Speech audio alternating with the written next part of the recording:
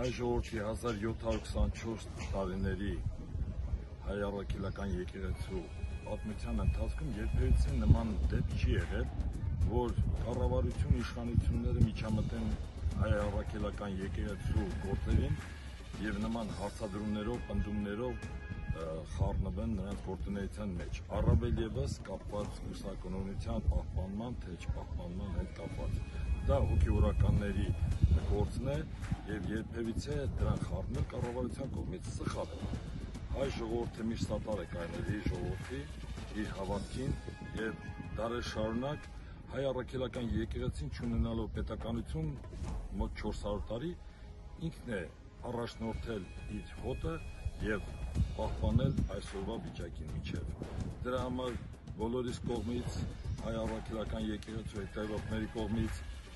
առաքելական եկեղեցու առաջնորդներին, սրբազաններին պաշտպանելը մեր բոլորիս խնդիրն է եւ պարտականություն է։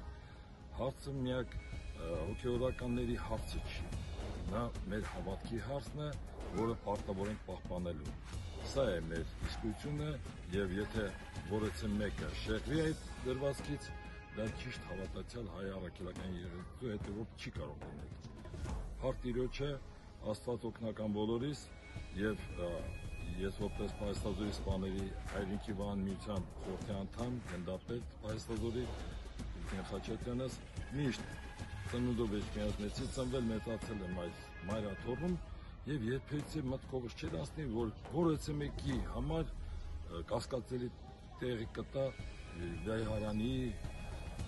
հավատքի հետ կապված որևէ մի խնդիր։ Փառք Տիրոջը։ Ես Գագիկ Հայկի Հովհաննիսյանս, Հայաքվե ազգային քաղաքացիական միավորման մարզային կառույցի ղեկավար Արմավիրի, մենք ընդհանուր մեր համախոհներով գտնվում ենք եկեղեցում, թույլ չենք տա ոչ մեկի կողմից ոտնձգություն մեր եկեղեցու հանդեպ,